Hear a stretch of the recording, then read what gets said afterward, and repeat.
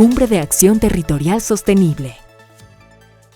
Este espacio que nos permite hablar y reflexionar sobre este compromiso global y cómo se aterriza a nivel de los países y sobre todo a nivel de los territorios. Estos NDCs son una hoja de ruta y compromiso para contribuir de todos los países del mundo para frenar la emergencia de clima que estamos sintiendo y que estamos viviendo y también para adaptar a sus efectos. Aterrizando un poco conceptualmente, ¿qué son estos NDCs? Como sabemos, el Acuerdo de París es un tratado internacionalmente vinculante que incluye compromisos de los países para reducir sus emisiones, pero también para adaptar a sus efectos. Dentro de mencionado acuerdo se insta que cada país prepare, comunique periódicamente e implemente sus metas de reducción y medidas de adaptación, es decir, estos compromisos nacionalmente determinados. Este año vivimos un hito en caso de Ecuador.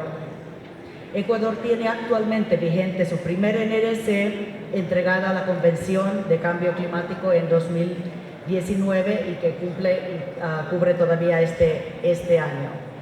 Al finales de 2022 se comenzó la elaboración de una segunda NDC bajo el liderazgo del Ministerio de Ambiente, Agua y Transición Ecológica, donde pudimos aportar desde varias agencias, fondos y programas, desde el Sistema de Naciones Unidas, FAO, UNICEF y, de nuestro caso también, desde PNUD, sobre todo para asegurar que sea aún más ambiciosa, que incluya una participación en su construcción y que efectivamente sea una política pública de largo plazo, en este caso 10 años.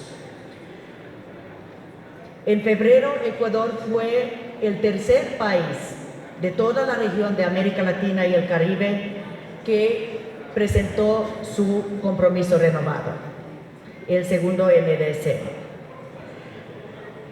Es importante destacar que este compromiso es 50% más ambiciosa en su compromiso, marcando una meta, pero también un ejemplo dentro de la región de América Latina y el Caribe.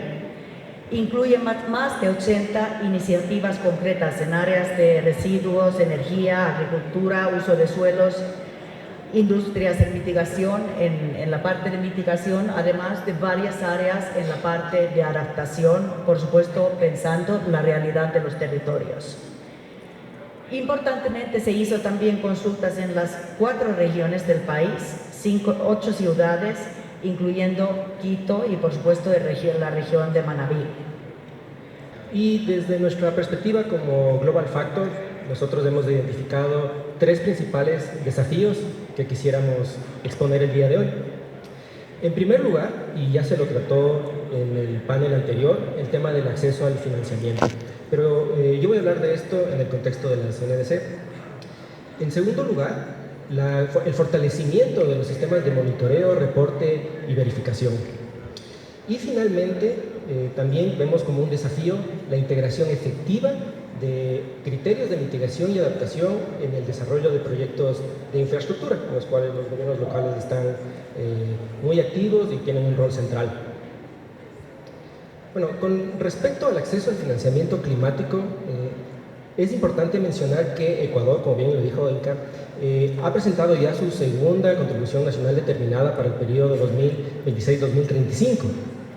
Y en este instrumento, que no es un instrumento meramente técnico, realmente es un compromiso grande que ha hecho el país, se ha determinado que se necesitan aproximadamente 6.500 millones de dólares para financiar los compromisos que tiene el país, siendo 73% de estos fondos requeridos van a ser necesarios que vengan del apoyo internacional. Es una cantidad muy grande de recursos para los cuales nosotros vamos a necesitar una estrategia inteligente para movilizarlos. En ese sentido, vemos que hay barreras muy grandes, algo ya se habló en el panel anterior. Para poder acceder a estos fondos, muchas veces los préstamos, los créditos que ofrecen los organismos multilaterales no llegan a bajar a los territorios. Y esto se da porque organismos locales todavía están construyendo capacidades y fortaleciendo su institucionalidad para poder alinearse a los compromisos globales. Y claro, en el tema de las capacidades, y ya lo mencionó también el alcalde Pincay, formular proyectos que sean viables y que sean aceptados por los fondos internacionales es una tarea extremadamente compleja y en la cual, bueno, tenemos el orgullo de decir como Global Factor que hemos acompañado a gobiernos locales a desarrollar proyectos que han sido exitosos y que han apalancado más de 25 millones de dólares a nivel mundial para transformar territorios. Entonces, en ese sentido, nosotros creemos que nuestra participación como el sector privado en alianza con el sector público realmente puede cambiar vidas. Por otro lado, les quería comentar del desafío de la construcción de sistemas de monitoreo, reporte y verificación. Es una paradoja que nosotros necesitamos el acceso al financiamiento y para esto nosotros tenemos que tener sistemas de monitoreo que reflejen la realidad, reflejen los impactos, nos ayuden a dar seguimiento a los proyectos, pero no tenemos el financiamiento para construir estos sistemas. Entonces aquí tenemos un círculo vicioso, lastimosamente. Entonces, como Global Factor hemos estado trabajando intensamente con organismos multilaterales para romper estos ciclos y que el sector público pueda alinearse con los estándares internacionales que se requieren para poder reportar sus acciones, porque aquí la palabra clave es que ya sean préstamos o ya sean compensaciones, quienes otorgan estos fondos necesitan transparencia y trazabilidad. Entonces, creemos que el fortalecimiento de estos sistemas es fundamental. De ahí quisiera comentarles también sobre la incorporación de criterios de mitigación y adaptación en el desarrollo de proyectos de infraestructura. Creo que el país ha avanzado muchísimo en normativa en lo que refiere a la medición y compensación de huellas de carbono de forma voluntaria, como el programa Ecuador Carbono Cero. Creo que ha sido un gran avance. Pero creemos que es una deuda pendiente el que estos criterios de mitigación y adaptación se integren efectivamente en la planificación y en el desarrollo de proyectos. Ya lo vivimos el año pasado con sequías, con apagones, con incendios forestales, que han puesto a prueba que este tipo de proyectos, sobre todo en áreas estratégicas como energía, como agua potable, como vivienda, requieren una evaluación rigurosa de los riesgos climáticos. Y en ese sentido, los tres sectores fundamentales, el sector público, como municipios en este caso, los organismos multilaterales y el sector privado, cada uno tiene un rol muy importante. Desde los gobiernos locales creemos que hace falta seguir impulsando las regulaciones pertinentes para que estos criterios ya aterricen en los proyectos y, claro, por supuesto, seguir fortaleciendo sus capacidades. Por otro lado, los organismos multilaterales deben continuar con su labor de canalizar estos tan necesitados recursos y seguir impulsando las normas técnicas y normas de desempeño que han generado y que han sido de gran ayuda para guiar la acción de los gobiernos locales. El sector privado debe aportar con su conocimiento, con innovación, para las evaluaciones de emisiones y de riesgos climáticos. Eso, por un lado, en el tema de los desafíos. Ahora, gracias. Ok. Con respecto a lo que seré breve. Con respecto a lo que nosotros hacemos como Global Factor para mitigar y adaptarnos al cambio climático, bueno, nosotros somos una empresa internacional que se dedica a hacer estudios de sostenibilidad y cambio climático.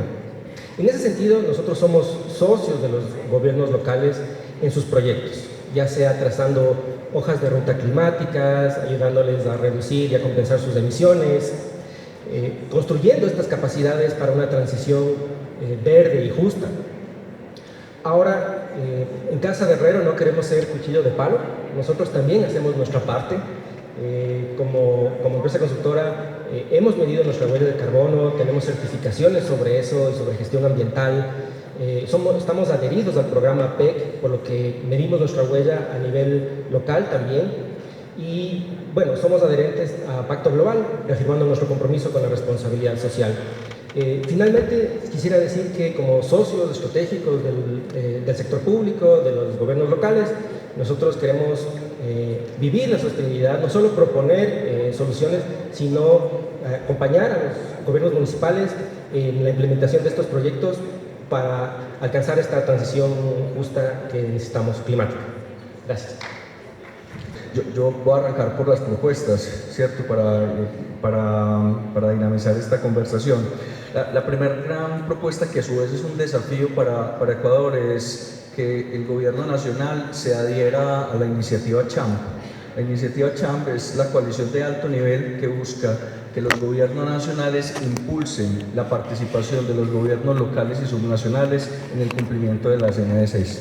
Más de 70 países en el mundo, muchos de ellos de Latinoamérica, ya se han adherido a esa coalición, y yo creo que es muy importante que Ecuador dé ese mensaje al mundo de alinearse y de adherirse a esta misma, que seguramente va a ser un eje central en la COP30 ahora en Belén do Pará, porque además Brasil es uno de los grandes impulsores de esta coalición. Un segundo desafío que nosotros quisiéramos compartir con ustedes es como poniéndose uno en los zapatos de los prefectos y los alcaldes en Ecuador. Si yo fuera un prefecto o un alcalde, en términos de los recursos que yo quiero asociar a cambio climático, yo pondría entre un 70 y un 80% de los recursos en la adaptación y solamente dejaría entre un 20 y un 30% en la mitigación. ¿Por qué? Precisamente porque estamos sintiendo ya los efectos del cambio climático, y nosotros invertir en la mitigación no va a cambiar estructuralmente lo que sucede en el mundo frente al escenario de las emisiones de gases de efecto invernadero. Por el contrario, no invertir en la adaptación tiene un efecto directo hoy en todas nuestras infraestructuras, en la pérdida de vidas humanas, en la pérdida de nuestros ecosistemas, y yo creo que ahí hay un cambio muy importante y un desafío muy importante, porque la priorización de recursos que siempre son escasos en todos los niveles de gobierno, pues puede marcar la diferencia en términos de en dónde ser asertivos y en dónde invertir para generar efectos positivos, o por lo menos remediar o mitigar los efectos que estamos recibiendo del cambio climático. Eso, por supuesto, también traduce en unos desafíos para las provincias y para los cantones aquí en Ecuador, y es de construir unas capacidades técnicas, unas capacidades administrativas, unas capacidades de ejecución, porque estoy completamente de acuerdo además con la intervención de Juan Cristóbal de Azuay en el anterior foro. Es muy importante, digámoslo, movilizar, que se habiliten tanto a los cantones como a las provincias como ejecutores también de los recursos que vienen de la cooperación internacional. Es fundamental. Hoy entre un 80 y un 90% de las convocatorias de cooperación internacional prohíben que los ejecutores sean las entidades públicas, ¿cierto? Entonces creo que hay un gran desafío de parte y parte, movilizar para que los donantes abran su escenario a que puedan ser ejecutores las entidades públicas, pero también las entidades públicas tienen que demostrar capacidad de ejecución, de transparencia, capacidad técnica, capacidad administrativa para ser muy buenos ejecutores. Y por último, en términos de los desafíos, para ahora pasar a otras propuestas, es el desafío de la participación en las COP. Las COP en algunos momentos pueden ser decepcionantes en términos de los acuerdos y los grandes logros que puedan tener, pero las ausencias se cobran muy fuerte. Y los gobiernos locales y subnacionales tienen ahí una deuda histórica, no solamente en Ecuador, sino en todos nuestros países, en Sudamérica, en Latinoamérica, de tener una presencia mucho más activa. Hay gobernantes que tienen una presencia, por supuesto, pero creo que entre más movilización tengamos de gobernantes locales y subnacionales, vamos a poder movilizar otro tipo de decisiones que no solamente se queden en los planos nacionales, e inclusive que puedan llegar a irradiar más recursos económicos para nuestros gobiernos locales y subnacionales. Y frente a la segunda pregunta es ¿qué acciones concretas y aportes hacemos desde nuestra institución? ICLEI es una red global que está presente en 125 países. Tenemos alrededor de 2.500 gobiernos afiliados a nuestra red, y aquí en Ecuador tenemos un número muy importante de afiliados, entre ellas la AMEL con GOPE, pero también de manera individual Quito, Cuenca, Puerto Viejo, Guayaquil, Ambato, pero también desde gobiernos provinciales como Morona, Santiago, Azuay, son socios nuestros.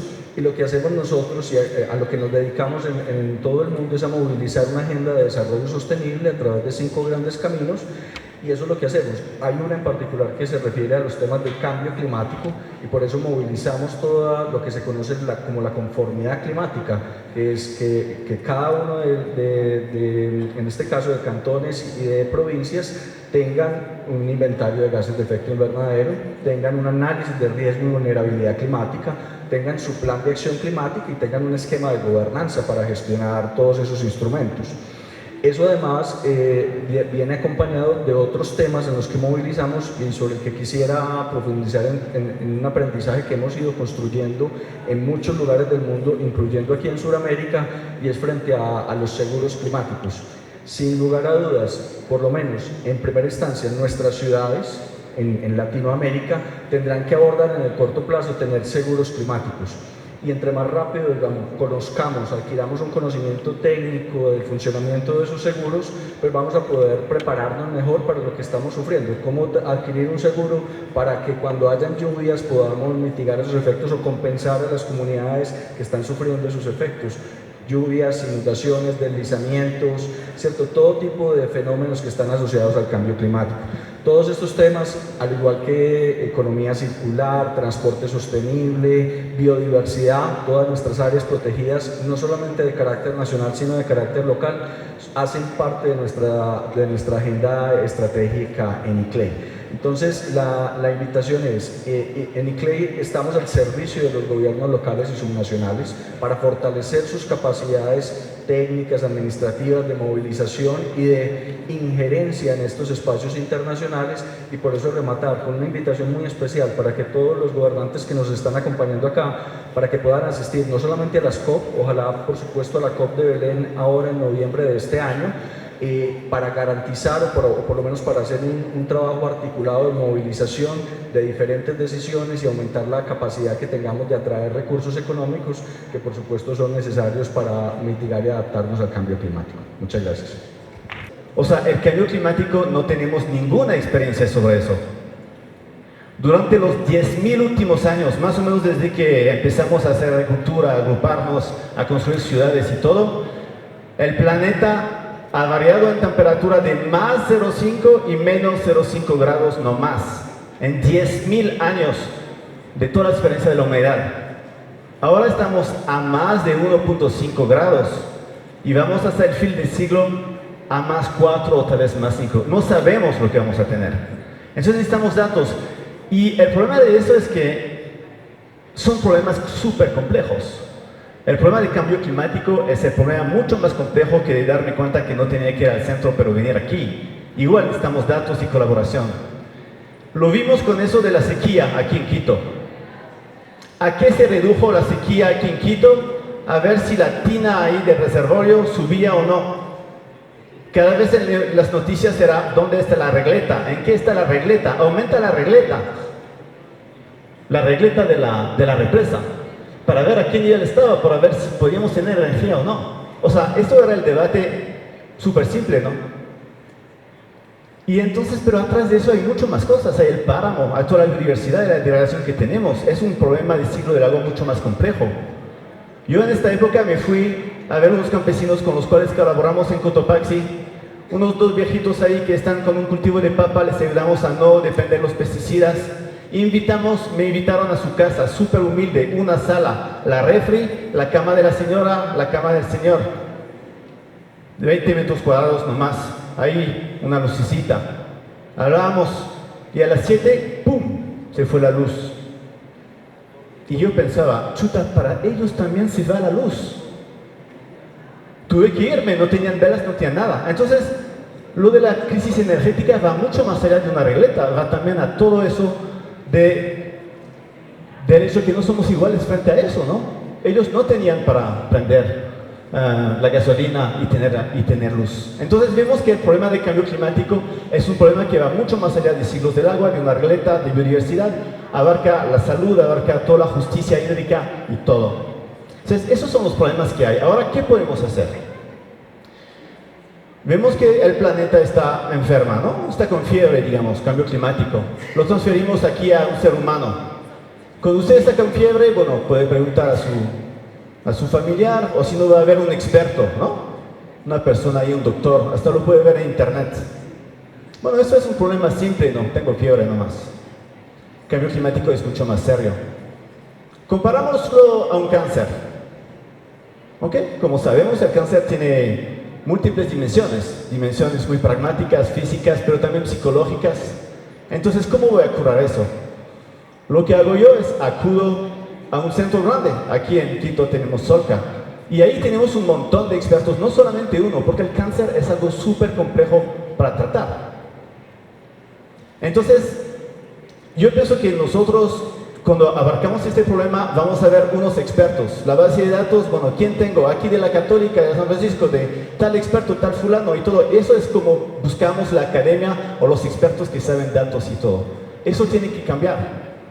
Los problemas son demasiado complejos hoy para que una o dos personas que sean expertos puedan realmente tener esta visión completa. Entonces, ¿qué necesitamos hacer? En Europa y Estados Unidos ya se abrieron centros súper grandes, súper integrativos. El Centro para el Clima. Yo tengo cáncer, voy a Solca. Un gobierno local tiene problema de cambio climático, ¿a dónde va para ver la academia? Para tener datos, para que no sean solamente opiniones. ¿A dónde va? Bueno, si conoce Fortunado de tal aquí, le va a llamar, pero no tiene un lugar donde pueda acudir, donde puede ir y que tenga como una visión integral con la parte económica, la parte biodiversidad, la parte clima, la parte de justicia, la parte tal vez arquitectura, todo eso, ¿dónde encontramos? Eso es un problema que tenemos en la academia. Muchas veces somos divididos y no estamos en un solo centro donde la gente nos puede llamar tal vez y decir, bueno, ¿cómo me podrían ayudar? Y ahí vengo a la solución. Nosotros hace un año con la... Sí, hay una solución. La veo... sí, en serio, sí. Ahí salió. Hace más o menos un año sacamos el Wasilab, que es un laboratorio aquí en la PUCE, es un laboratorio de sostenibilidad, donde nosotros estamos haciendo la red con todos los profesores de las 17 facultades de la universidad. El próximo año va a salir un doctorado para que las nuevas generaciones puedan estudiar realmente problemas concretas. ¿Qué es el Wasilab? Nosotros trabajamos directamente con las colectividades, con lo local. Estamos trabajando con campesinos, estamos trabajando aquí con Maribel, que es del colectivo del Machángara, estamos trabajando con problemas reales, grassroots, y nosotros llevamos además toda la parte de interacción con las personas. Entonces, eso es mi mensaje. Tenemos un montón de problemas, tenemos problemas complejos y tenemos que cambiar la relación. Los científicos, la academia tiene que hacer mejor su trabajo para poder también ser parte de esos NDCs y tenemos que ser más visibles para que nos vengan a buscar y que puedan colaborar conjuntamente. Gracias. En materia de desafíos, yo quiero plantear en el orden de las ideas, primero la necesidad del fortalecimiento de las capacidades locales. Cuando hablamos de acción climática, hablamos del planeta, hablamos de un territorio. Y en ese contexto, los páramos, los humedales, los bosques, los manglares, nuestra producción está en un territorio. Y yo creo en un sistema de planificación ascendente, desde abajo hacia arriba, que en la parte urbana nazca desde los barrios, en la parte rural desde las comunidades, y ahí vaya ascendiendo a las parroquias, los cantones, las provincias y la nación. Y en ese sentido, nosotros creemos en aterrizar los ODS, la Agenda Global 2030, lo estamos haciendo con una estrategia desde el 2019, alineando nuestra planificación para el desarrollo y ordenamiento territorial a la Agenda Global 2030, los 17 Objetivos de Desarrollo Sostenible. Y para eso es muy importante contar con todos, por eso hemos constituido, voy a ir matizando también con las acciones concretas, hemos constituido la primera mesa provincial de planificación territorial multinivel, donde estamos los 4 niveles de gobierno, las parroquias, los municipios, la prefectura y el gobierno central a través de la Secretaría de Planificación. Y para ello es fundamental la información, como lo han dicho varios de mis panelistas, compañeros que me antecedieron en la palabra, es fundamental la información y el monitoreo. Sin información oportuna, confiable, sin datos territorializados, es muy difícil establecer un diagnóstico, una línea base y luego planificar, proyectar y medir los logros territoriales e institucionales para cumplir los objetivos de desarrollo territorial. ¿Qué estamos planteando aquí? Nosotros hemos planteado desde el 2023 para el ejercicio fiscal 2022 y vamos a tener este año el tercer informe voluntario local, siendo el primer gobierno subnacional del Ecuador y el primer gobierno intermedio de la región de América Latina y el Caribe en presentar, gracias al apoyo de PNUD, de CGLU, Orfugar, varias instituciones, también de Naciones Unidas, el primer informe local voluntario. Vamos a compartir la metodología, lo hemos hecho ya con las prefecturas del Ecuador. Este año, con el acuerdo de entendimiento que hemos suscrito con el PNUD, estamos ya en la tercera edición. Esperamos muy pronto compartir los resultados del 2024. Y hemos ido innovando. El primer informe voluntario fue de medición de los avances institucionales de los 17 Objetivos de Desarrollo Sostenible. A partir del segundo informe voluntario incorporamos la contribución territorial, es decir, cómo los 4 niveles de gobierno estamos incidiendo en el territorio en el cumplimiento de la Agenda Global 2030, que por cierto tiene enormes desafíos, una brecha de cumplimiento, y hacia el 2030, si seguimos con la misma tendencia, no alcanzaremos la mayoría de metas de los 17 Objetivos de Desarrollo Sostenible. ¿Qué estamos planteando para aquello? ¿Cuál es una acción concreta? La creación del Observatorio de Desarrollo y Seguridad Humana, de la mano con CEPAL, OEA, PNUD, INEC, Secretaría de Planificación, y vamos a trabajar con todas nuestras universidades manabitas y, por qué no, universidades nacionales e internacionales. Y vemos la seguridad desde una perspectiva multidimensional. La seguridad ambiental, la seguridad climática es parte de los ejes. Hemos utilizado la metodología del PNUD para que estas 7 dimensiones de la seguridad humana, la ambiental, la de la salud, hemos tenido pandemias, hoy nos enfrentamos a nuevos riesgos por la fiebre amarilla y la tosferina, la seguridad económica, la seguridad personal, la seguridad comunitaria, la seguridad política e institucional, y un aspecto fundamental que tiene que medirse en la transición ecológica, que es la seguridad alimentaria. En ese sentido, vamos a compartir con el Ecuador y el mundo el primer gran observatorio de desarrollo y seguridad humana. Luego, tenemos la articulación multinivel y multisectorial. Es fundamental para alcanzar los objetivos de desarrollo que todos nos sentemos en una misma mesa. Y esto es hablar de gobernanza.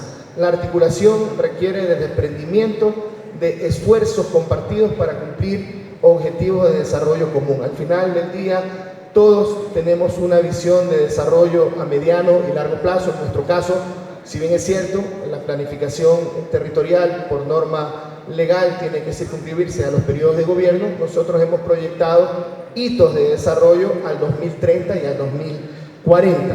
Y en este espacio abrazamos a todos, alineando nuestra planificación al Objetivo de Desarrollo 17.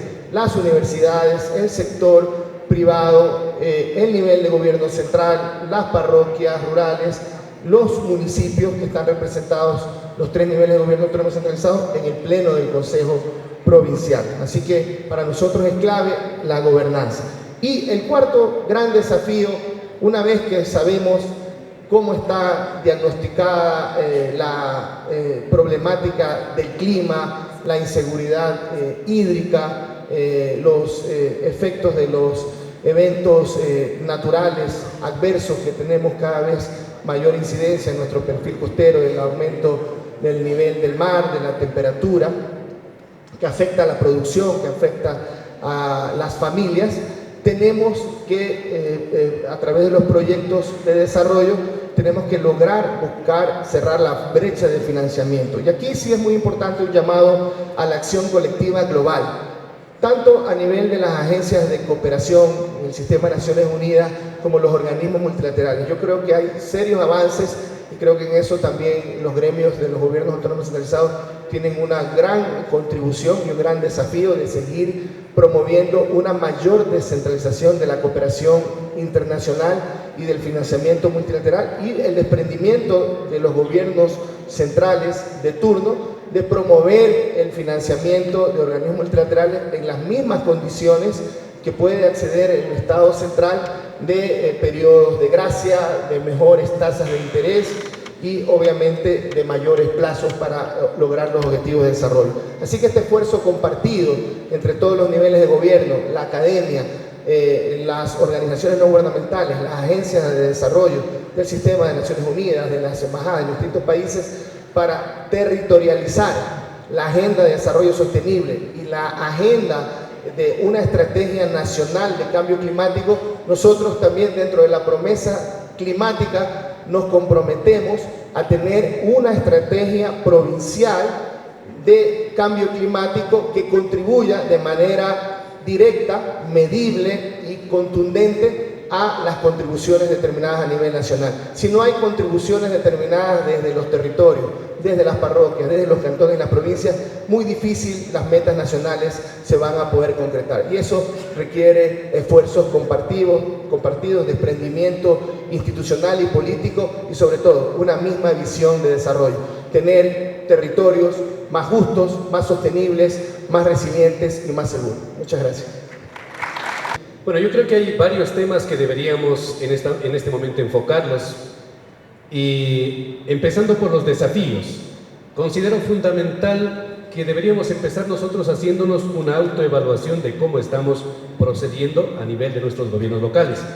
En muchas ocasiones estamos de cierta forma dedicándonos a empezar a exigir y no exigirnos nosotros mismos. Entonces parto desde esa perspectiva.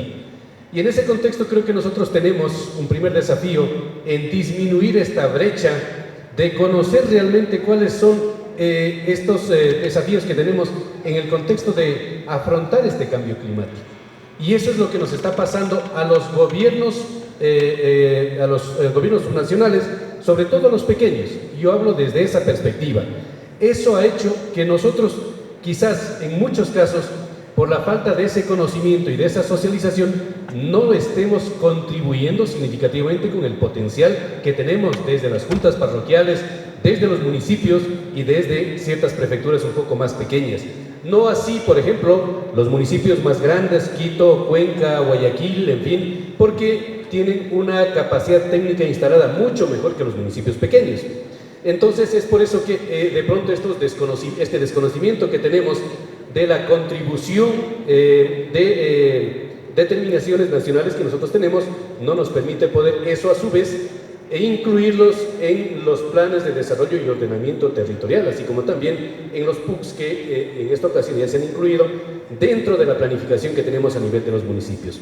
Entonces yo creo que este primer desafío que tenemos es continuar con este tipo de eventos como el que hoy se ha hecho.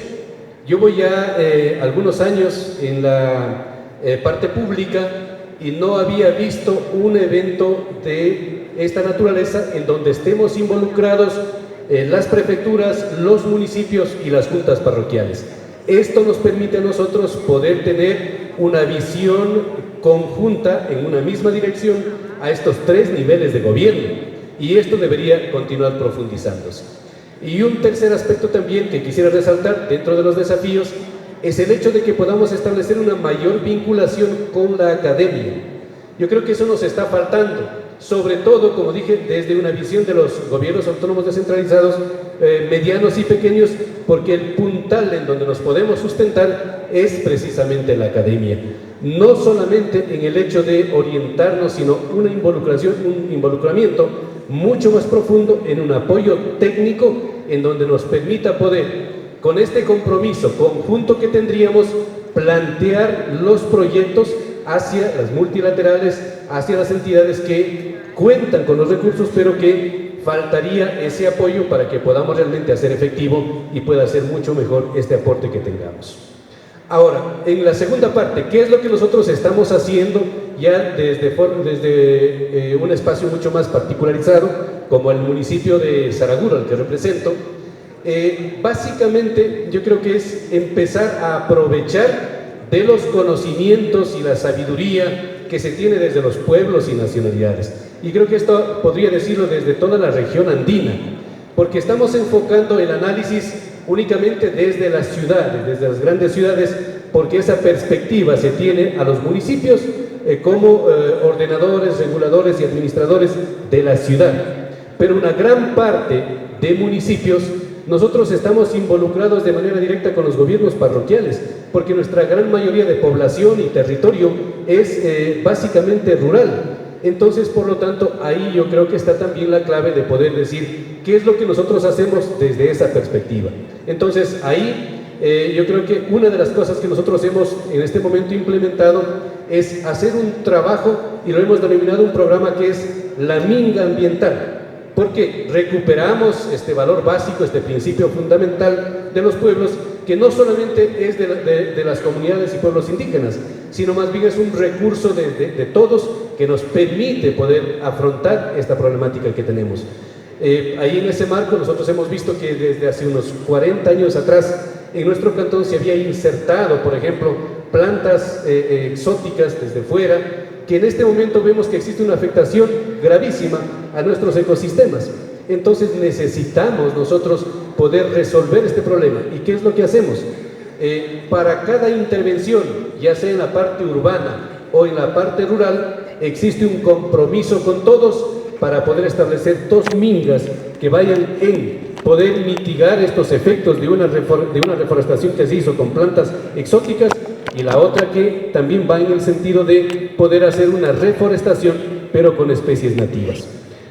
A eso también se ha sumado en este momento ya la conformación de un consejo comunitario del agua.